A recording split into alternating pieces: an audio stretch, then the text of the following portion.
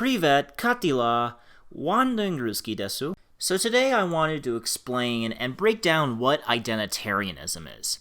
And the reason why is because it's basically the main core of my ideology and the core of this channel. I've made several videos on Identitarianism before, but I wanted to go straight to the point. I've refined my kind of idea of what Identitarianism, and in this video I wanted to make it as simple as possible. But still give an explanation that gives it justice. Because it seems like a convoluted ideology. It has a big name, all that type of stuff. Because it's a complicated word, it's a long word. And it's not really a mainstream ideological school of thought, like, say, social democracy or libertarianism, or whatnot. But it's probably one of the most important that we need to understand in the modern world. So first, Identitarianism rests on two pillars, which hold two axiomatic truths about this world. So the first pillar is that people are different. Yep, that's it. That's the first pillar. Literally, that's it. The people are different. The human race is different in a wide variety of ways. Ethnically, culturally, linguistically. All these different groups of people have different histories, have different customs, traditions, and religions, etc. People are tribal. I mean, we understand this. People are naturally tribal. They associate and belong to groups of people which makes them separate and unique among the many other types of people in the world. This is just, it's kind of hard, it's funny to say because I think everyone understands that. An Englishman is different from a Turk, just as an Arab is different from a Japanese person, and just as a Danish person is different from a Somali. And just as an Italian is different from a Persian. They're all human beings, right? But they all have different, these people, ethnically, they're different. They have different cultures. They speak different languages. They all have different groups of, and these people are different in all these variety of ways. As I mentioned, but it's not just ethnicity, as I mentioned. There's different unique cultural norms and just the general culture. It's what they value, their morality. It's their languages, their traditions, their customs that were brought down through the generations. All these things. So everything I've mentioned. It's called I made this term up. It's called the DNA of nations. Basically, it's the DNA of a group of people that makes them different, that brings them together, that makes them a distinct, different, and unique people group. So that's the first pillar. That people are different. So the second pillar is that these unique groups of people that we've hold that they're different, they have a right to preserve what makes them different through a nation state. Again, very basic and common sense stuff. But what does this exactly mean? Well, I'm going to take a case study, as you can see in the picture here. Let's take a case study of the Danes. The Danes are a North Germanic ethnic group native to the lands of Northern Europe, around Scandinavia.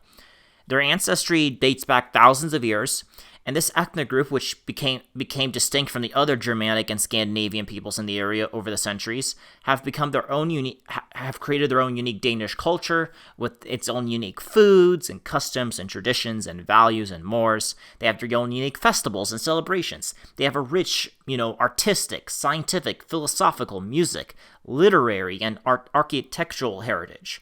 They speak the Danish tongue. And all these things, and when they brought together, make the unique group known as the Danes.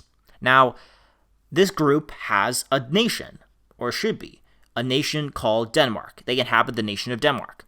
So to an identitarian, Denmark, the nation, the government of Denmark, encompasses generally the borders of which the Danish people have inhabited for thousands of years, and this nation state of Denmark is a unique homeland for the Danish people.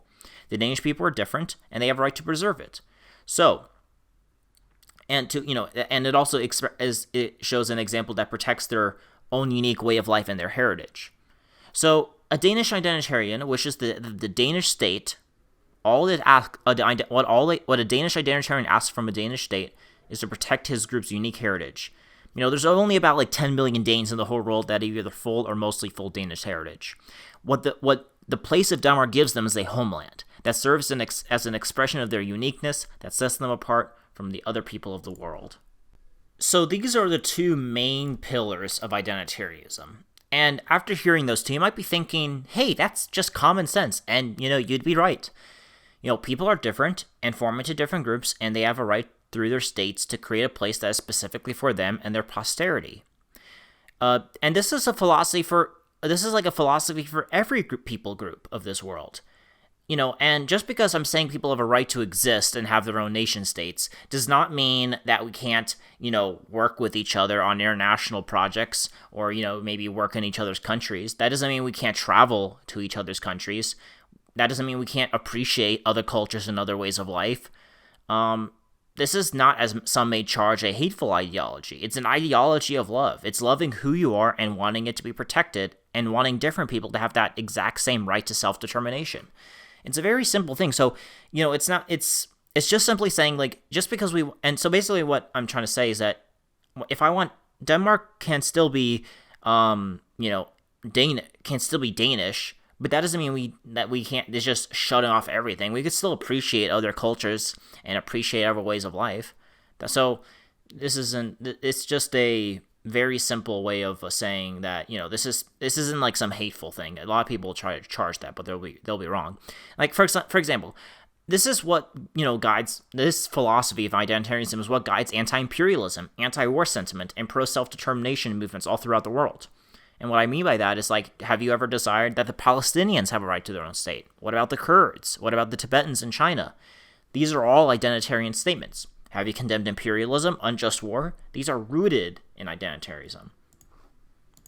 Even the United Nations, which you wouldn't think would have like any sort of identitarian sympathies, recognizes the human right to self-determination, and that to physically destroy, in whole or in part, a group of people, especially from their native ethnic land, is one of the definitions of genocide, and it's a crime against humanity. So this isn't like some fringe, right-wing school of thought. This is one of the bedrocks of our international liberal order, and recognizes that this is one of the rights that the peoples of the world have. Now, I'm going to get into a little bit of details here. One problem is that there are so many differences that make us unique, that sometimes the differences are only for a few tens of thousands of people instead of millions. So, identitarianism, it makes sense, for example, for big numbers of people. For Sweden, for example, that they number in the millions and in the tens of millions when you include the diaspora who have Swedish ancestry. And such, they deserve their own nation, and that nation is Sweden.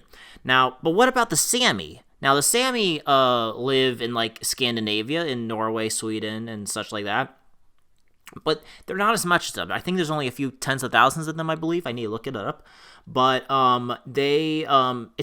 it might not be feasible to just have a whole new state. Sometimes the numbers are local and regional, and thus, what's the identitarian answer to that? Well, it's actually kind of simple. Well, not simple, but there's a answer to that. What should happen is that an identitarian must give these small groups of people more autonomy, local decision-making that can give these people the ability to protect their uniqueness that doesn't require them to separate fully. This can be done for groups that might be similar, like for the Germans.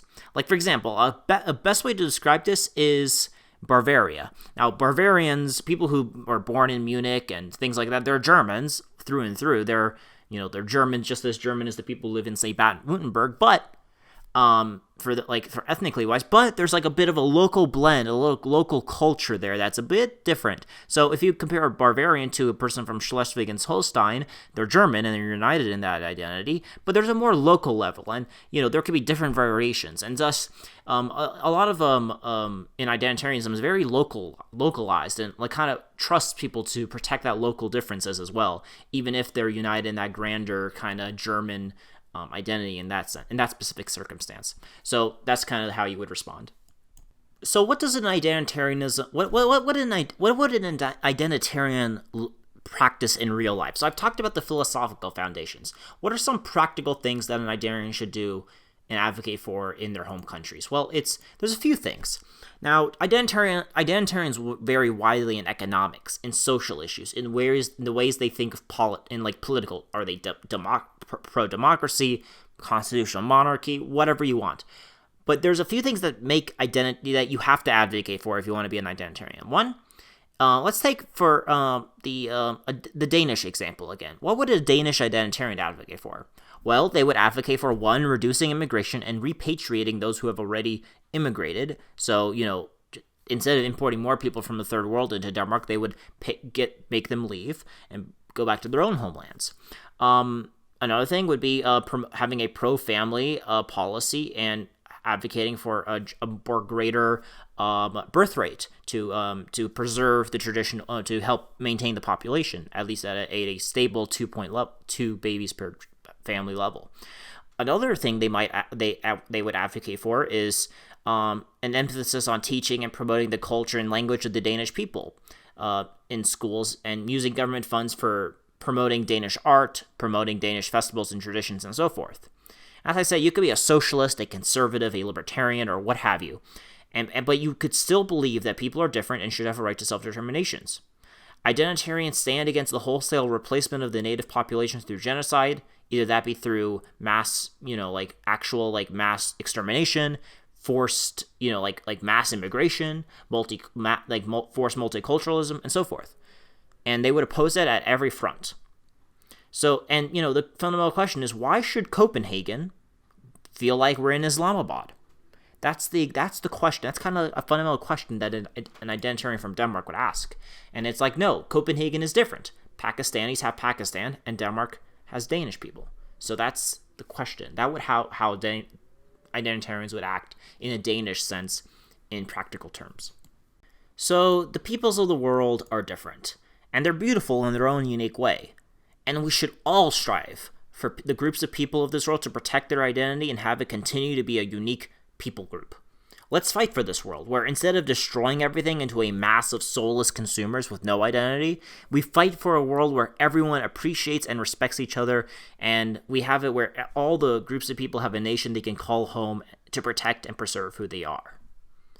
So aim high, wander on, from America with Russian love.